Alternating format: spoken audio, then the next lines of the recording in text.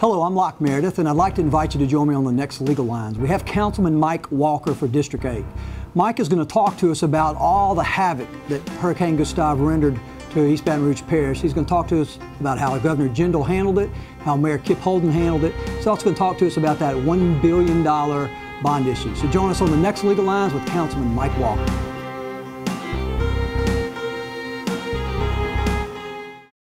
Hey, area code 225. Now with Cox Digital Telephone, you can get unlimited local calling anywhere in 225 at no extra charge. Gonzales to Baton Rouge, Denham Springs to Zachary, and everywhere in between. Call anywhere within 225 without dialing a 1 or the area code. Join the more than 2 million customers who have switched to Cox Digital Telephone with the largest local calling area in Louisiana. Join now for just $9.99 a month. That's over 50% less than AT&T and E-Tel. Call now to order.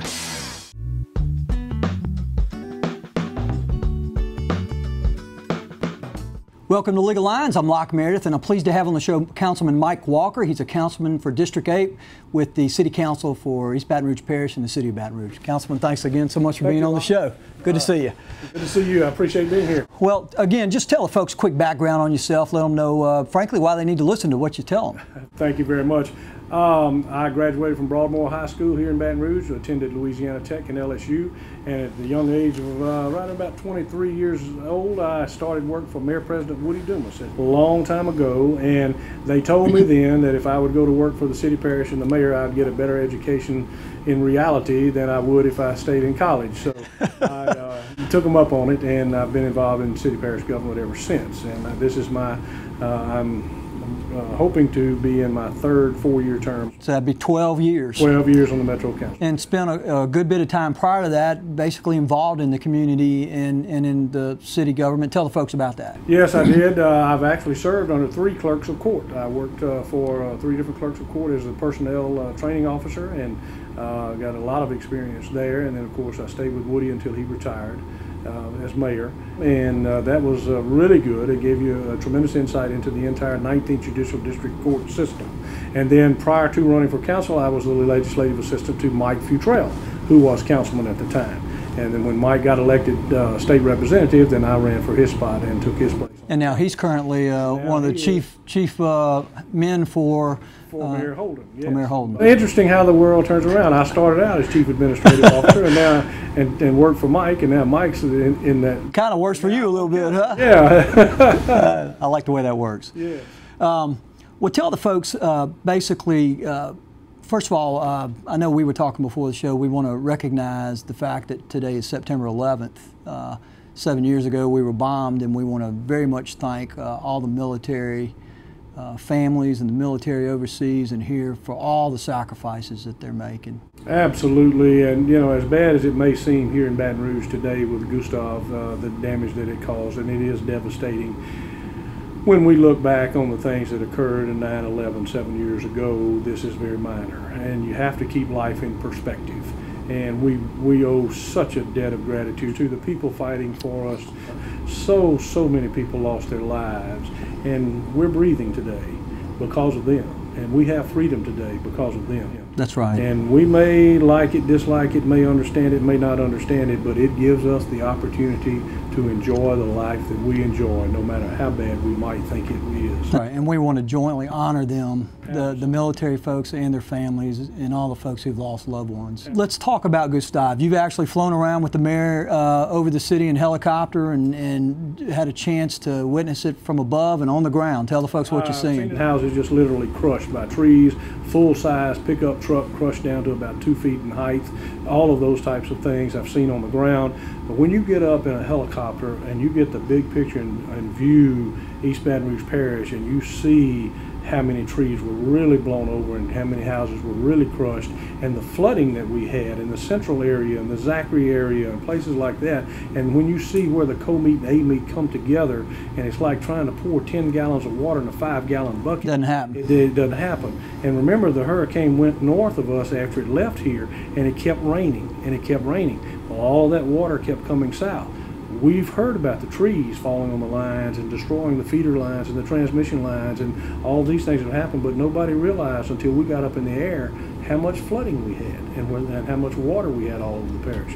So it's a whole different perspective. And I was here with Betsy.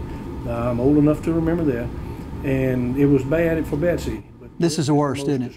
And I have to give the people credit for handling it as well as they have. As bad as this is, the people in this parish have really been patient.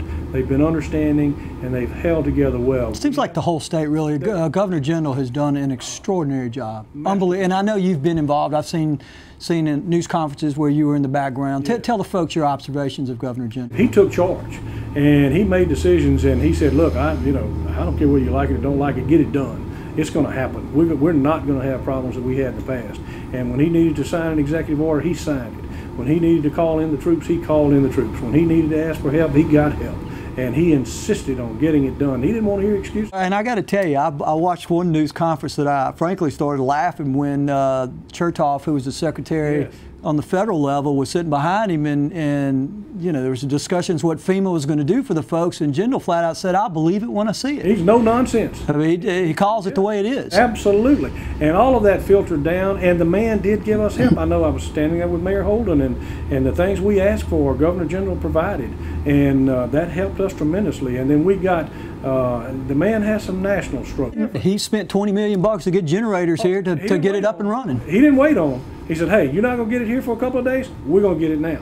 And he didn't wait on them. No wasted time. It's extraordinary the way it was handled, so much differently. And we're so thankful for, like you say, all the folks, how they've handled it, and all you public servants, because I don't think about all the sacrifices that you guys as public service councilmen and senators and representatives and mayors, all the sacrifices make. Tell the folks about how Mayor Kip Holden has handled this. Excellent. He did so great the first time. I'm not at all surprised. It was extraordinary. Exactly. He did really well in Katrina because nobody anticipated what was going to happen in Katrina. Nobody expected what happened in Katrina. Mayor Holden did a superb job back then. He did an excellent job this time also. And he and all of the department heads, the police chief, the sheriff, everybody, as you can see, we've had very few arrests because of looting. Proactive. Again, knowing where the problems might be and dealing with it in advance. He actually moved into the Office of Emergency Preparedness. He moved in. Had him a bed in the corner, huh? Had him a bed in the corner. And he would go take a shower, change clothes, then go do what he had to do. When we went up in the helicopter, he had to put on a wetsuit and all that kind of stuff to go up. And it was pouring down rain when we went, and they didn't have the doors closed, and we get soaking wet in the helicopter. And he changed for that. Then if he had to go put on a coat and tie, which was rare, he would do that also. So he adapted, and he stayed there.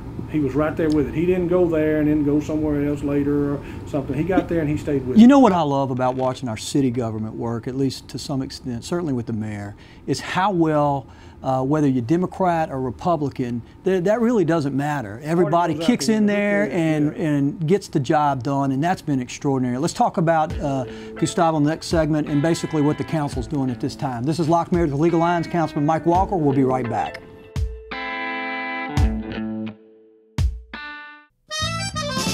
Oh, happy day! My cars are clear. The picture is beautiful, thanks to Cox Advanced Fiber. It's here. In Louisiana. My internet's faster, thanks to Cox. I'm using it. We're using it. Cox Advanced Fiber. I love it.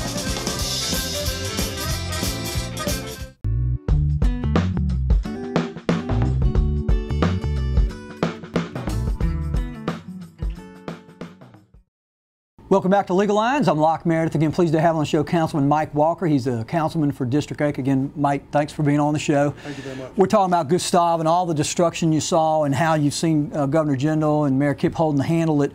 Describe for the folks what you see now as being the problems that we face because of the damage caused by Gustav and what we're going to do about it. We have to get it cleaned up immediately. We bid process. We've got a company out of Minnesota that got the bid. They are bringing in probably today as we speak 165 trash trucks on the streets cleaning up the debris. So they start now or when? We didn't waste any time. We put them on the streets, cleaned up debris immediately. That has to be done. Entergy, particularly with Ike out there, looking like it might whack us a little bit. Wind's blowing a little bit more. the faster they can clean up the debris, the better off we'll be. And we got people in here from Michigan and Minnesota and Connecticut and New York and Kentucky and everywhere in the United States coming in to help. So all of those people have to continue to do the job that they're doing.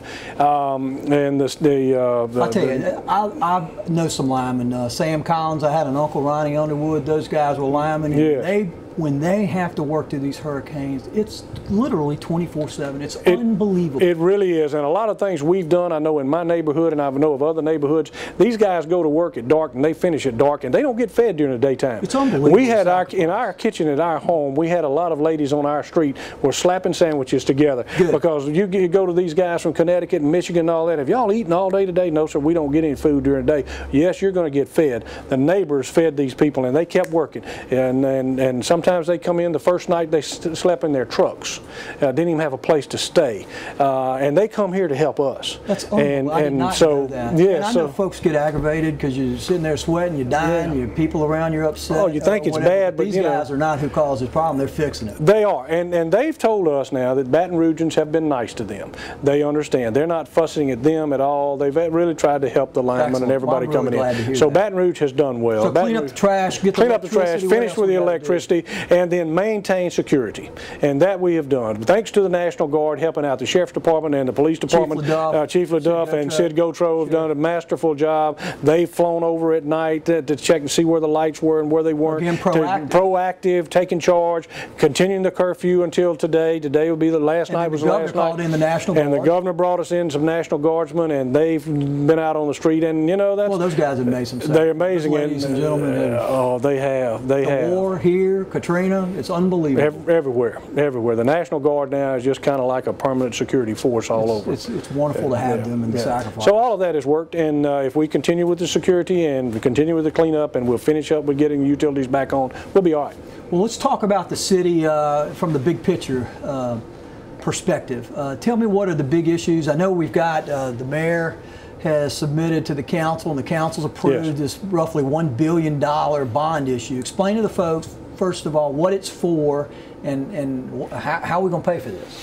If it will pass, it will cure a lot of the ills of the past. When's the election? The election is November the 4th, not October, but November the 4th. Presidential election. We put it on that ballot because everybody believes this time this is going to be the highest turnout maybe in history for a presidential election. So let the most people vote on this when they can. So that's why we put it on the ballot. And it's such a major issue that the people need to vote on this. It's hard to tell whether the people really want it or don't want it. Well, and it decides the future. It decides the future of Baton Rouge. It's such an aggressive program that you've got in there new prisons, new public service facilities. You've got all the ditches, open ditches in East Baton Rouge Parish can be concrete lined, things of this nature. And along with the infrastructure you have the opportunity to bring in tourist dollars, new dollars, so new jobs, thousands of new jobs, new businesses coming in, a vibrant community that Baton Rouge is going toward becoming. Well, and bottom line is, after Katrina, we went from second largest to largest. We're the seat of the government. Yes. We got a lot of folks here now, between 400,000 and 500,000, as I understand it. Yes. Your district in 10 years or 12 years has gone from roughly 20 to 30. Yes. It's bottom line is we're growing, and really a lot of these issues have not been addressed for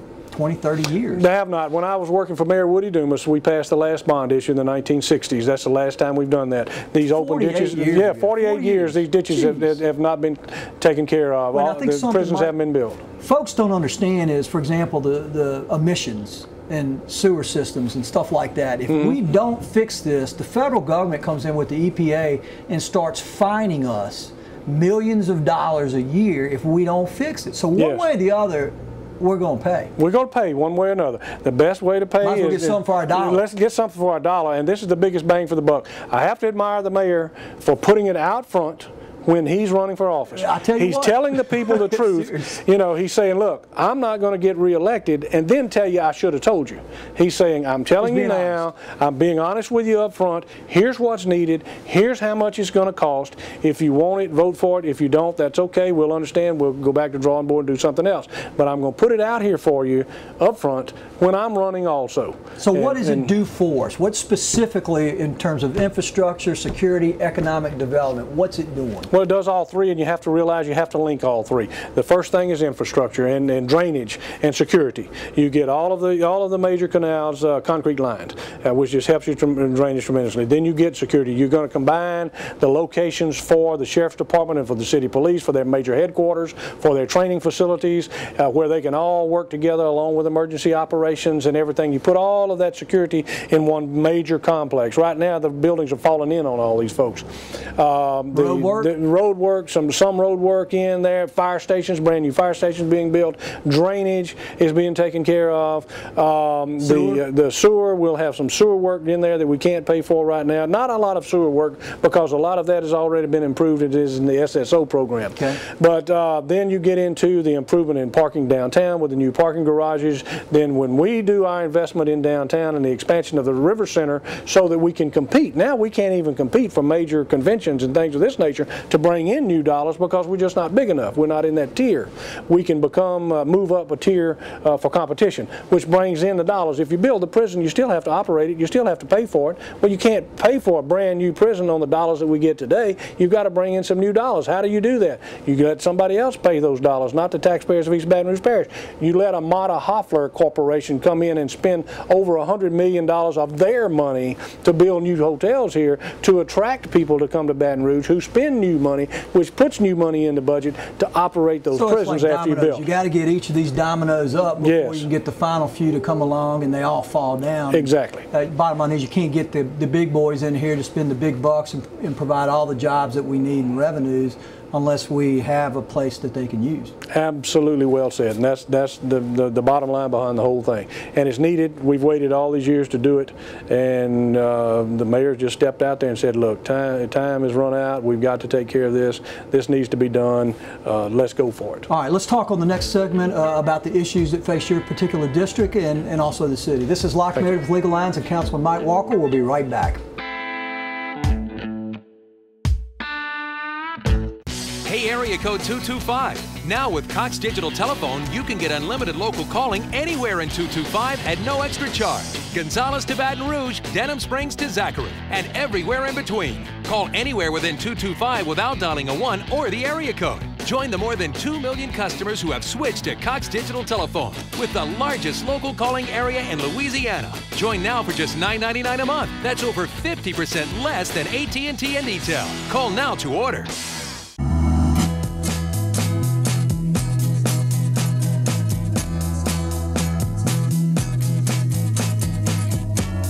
Wherever you go,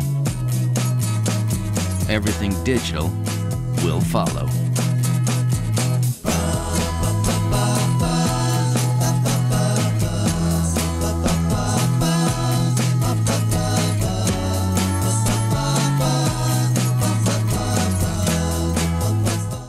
Hey, area code 225. Now with Cox Digital Telephone, you can get unlimited local calling anywhere in 225 at no extra charge. Gonzales to Baton Rouge, Denham Springs to Zachary, and everywhere in between. Call anywhere within 225 without dialing a 1 or the area code. Join the more than 2 million customers who have switched to Cox Digital Telephone with the largest local calling area in Louisiana. Join now for just $9.99 a month. That's over 50% less than AT&T and E-Tel. Call now to order.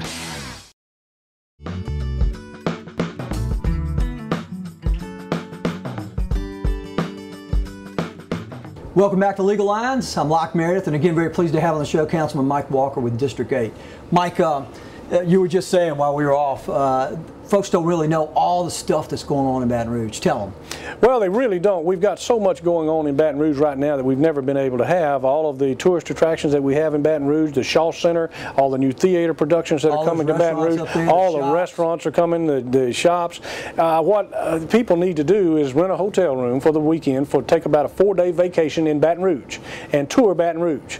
You would be amazed what you see. It is not the same Baton Rouge that was here 20 and 30 years ago. 6 months ago, and I confess, I still had the mindset of 10 or 15 years ago, and I went down there and I was blown away. There's people everywhere, walking the streets, comfortable, safe, secure, having a blast, and with tons of different activities. And we've got historical activities going on now. We've got arts and crafts activities, entertainment going on now that we've never had before, and we've always wished for. And now we've got it. But a lot of Baton Rouge still don't know it. You're right. They really don't. Well, let's tell the folks a little bit about how the city government works. You got the mayor, you got the council folks. Explain the kind of what the mayor does, what the council does, how many folks we got, that kind of stuff. All right, the mayor-president is the mayor of the city and president of the parish. That's the title.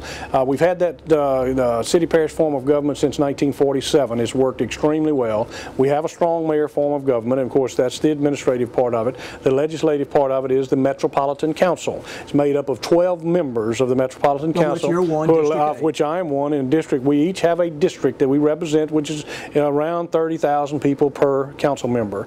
And each council member is elected every 4 years. You serve a 4-year term. You can only serve 3 4-year terms. The mayor and the council members are term limited. So 12 years, for 12 years, and that's it. Can't get it done. If you can't get it done in 12, you don't need another shot. That's the truth. Now, what everybody needs to realize, this may be the most important local election that we've ever had in the history of Baton Rouge.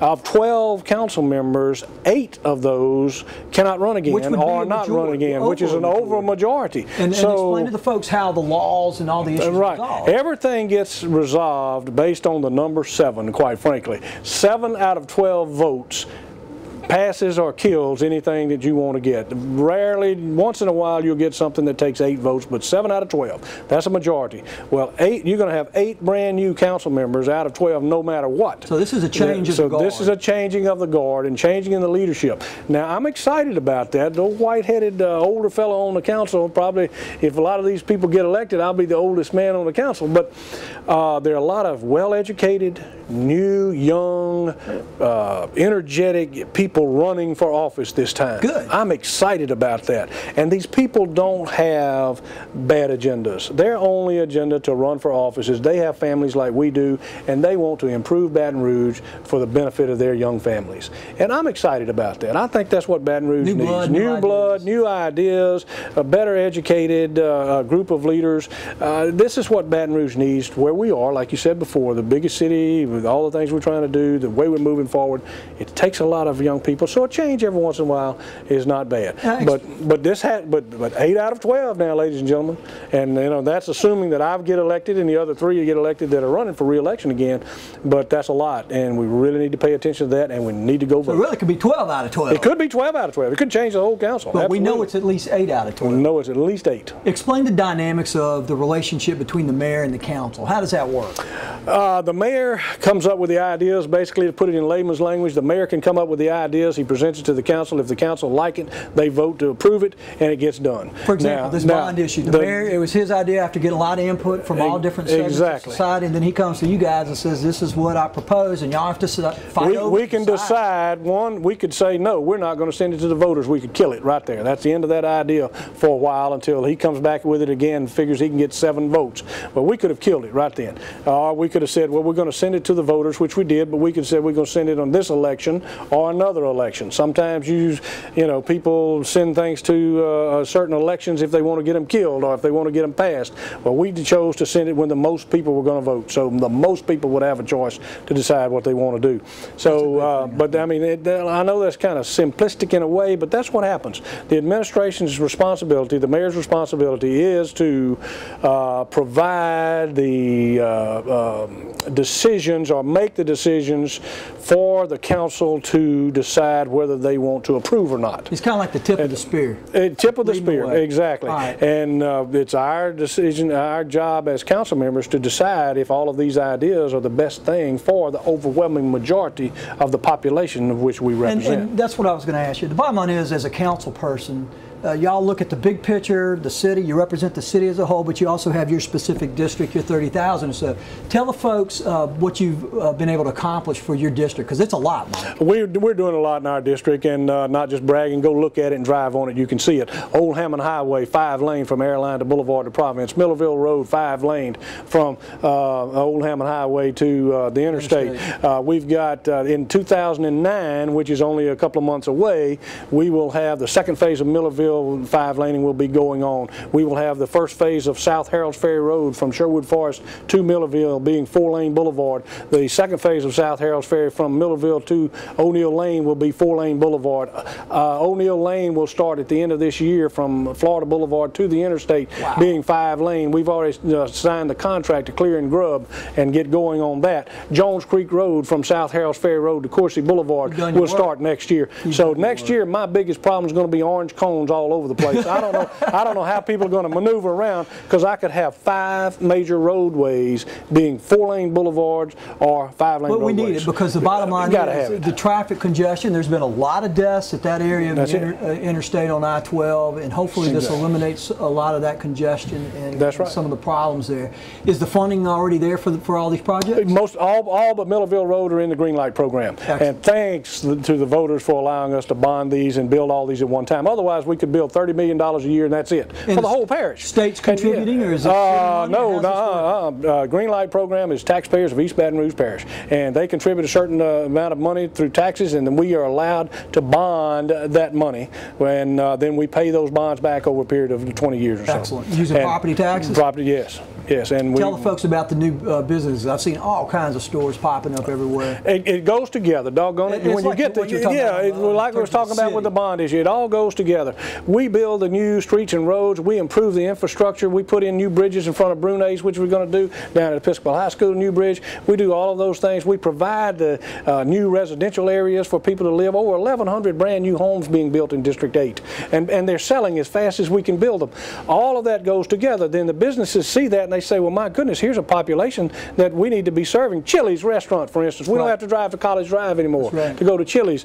They camped out all night all around Chick-fil-A restaurant before it opened up. And you can't get in Chick-fil-A on some days. And they're not even open 7 days a week. They're closed on Sundays. You got Lowe's. I've had people tell me, man, I bought appliances from Lowe's, Best Buy. Hibbett Sports have never been in this area. We've got Hibbett Sports.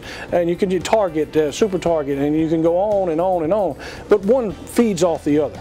And you have to do it together. And you've done a great job, Mike. Thank you so much for being on the show. Appreciate you being our councilman. Look forward to having you for another term. Thank you. This is Locke Meredith, Legal Lines, Councilman Mike Walker. Thank you for being with us today.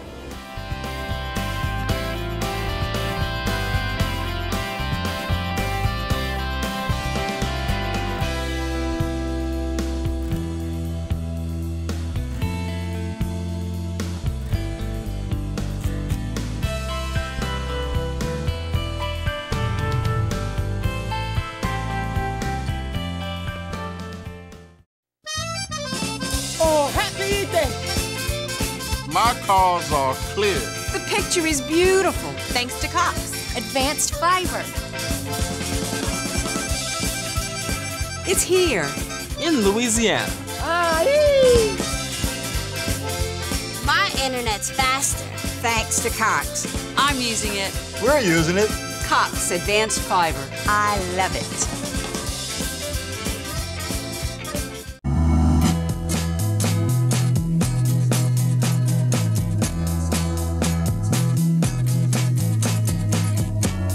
Wherever you go, everything digital will follow.